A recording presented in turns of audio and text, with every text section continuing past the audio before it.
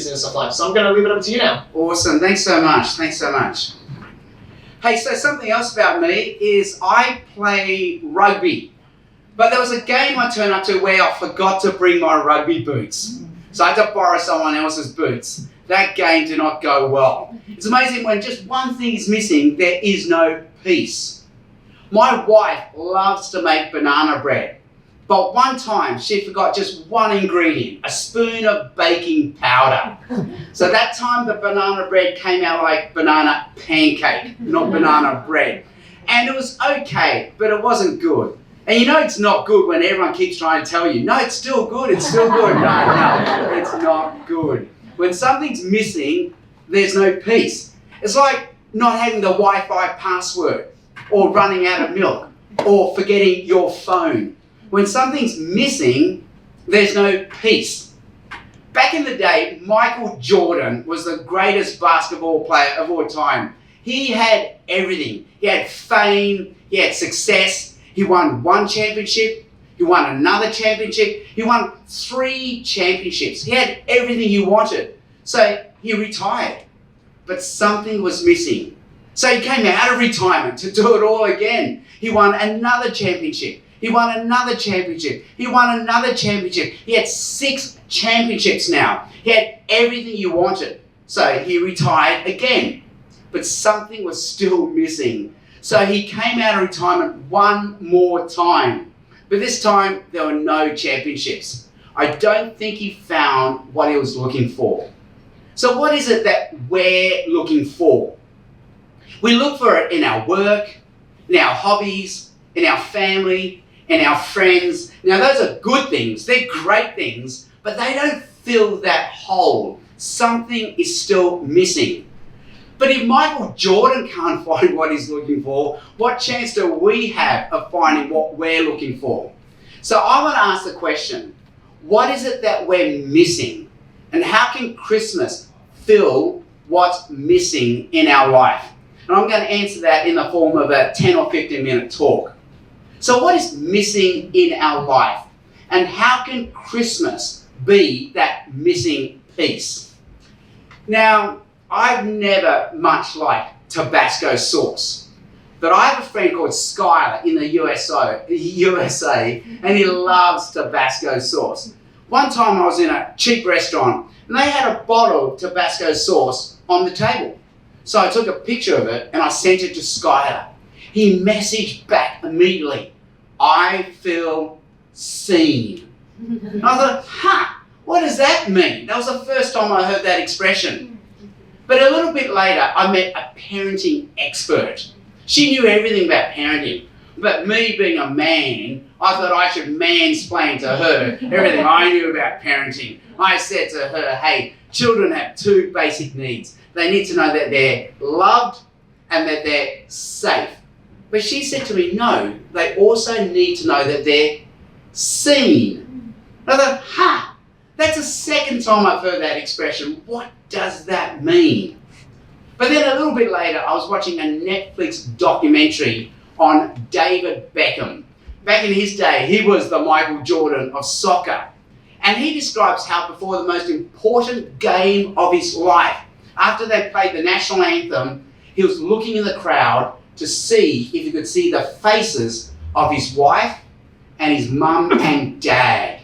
He had to know that they were watching him. And he said, I know it's ridiculous, we're professionals, we do this for a living, but somehow I need to know that they're watching me. Only then do I know everything is going to be okay. See, we have a basic primal need to be seen. Now, I've got 3 young boys, and like many parents, my wife and I sign them up for weekend sports. We paid our money, and every weekend we hope that game gets cancelled. Every Friday night we're praying for rain. It's the only thing you paid your money for, and you hope you don't get your money's worth. But even worse, one of my kids signed up for cricket. And I'm thinking, why cricket? Why not basketball?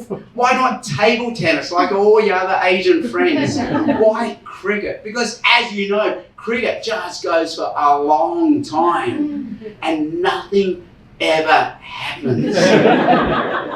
But when your kid goes out to bat, every parent drops everything to watch your kid play. Because if your kid hits the ball, when they come off, the first question they ask you is, did you see me? And if you say, no, I wasn't watching, you can see them just deflate in front of you.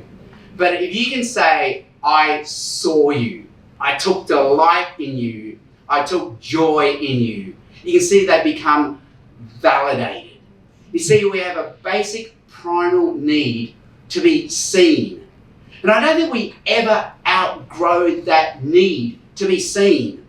And that's the promise of Christmas, that at Christmas time, God sees us. See, before Christmas happened, hundreds of years ago, before Jesus was born, there's a promise in the Bible, and it comes in the form of a blessing. And the blessing says this, God says this, may the Lord bless you and keep you. May he make his face shine upon you and be gracious to you.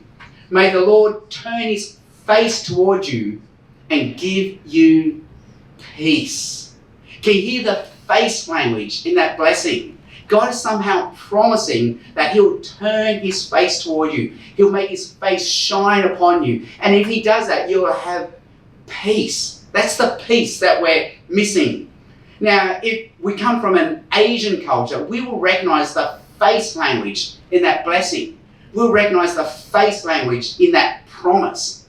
Because in the Asian culture, which is a shame honor culture, if you lose face, you have shame.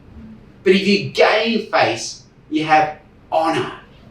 God is promising that one day when he sends Jesus, in Jesus, God turns his face towards us and says, I see you, I validate you, I take joy in you, I delight in you, and in that we find honor from God.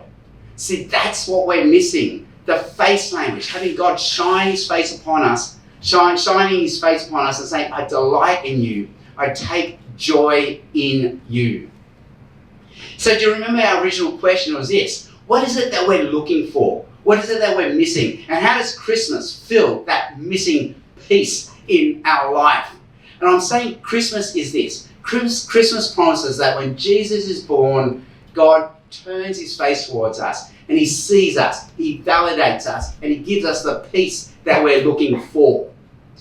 When my son was really young, as he was falling asleep, he would reach out his hand one more time just to see if he could touch me, just to make sure I was still there. And if I was still there, he had peace, he had calm, and he could relax. And in Jesus, God is promising he will be there with us. See, in the Bible, Jesus has another name. It's called Emmanuel. It means God is with us. God is there. God is present.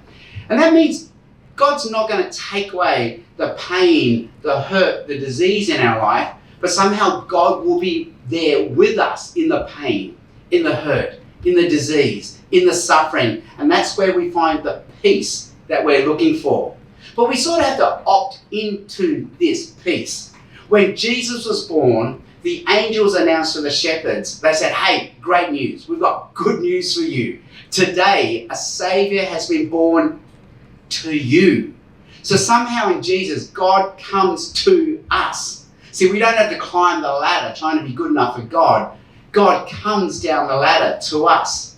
And in Jesus, God says, I see you. God comes to us. But we also have to opt into this peace as well, because the angels came to the shepherds, but the shepherds then had to go find Jesus. They had to opt in to this peace. Now, for a long time, I had an iPhone, but my wife, she had an Android. And as you know, iPhones and Androids, they don't talk to each other. They live in separate universes. So I finally bought my wife an iPhone. So I had an iPhone and she had an iPhone, but I instantly regretted it. I thought, what have you done? Because now she can do that Find My iPhone thing, and she knows where I am. And I'm not sure. I want her to know where I am. And every now and then this little bubble pops up on my phone and says, your wife is trying to find you.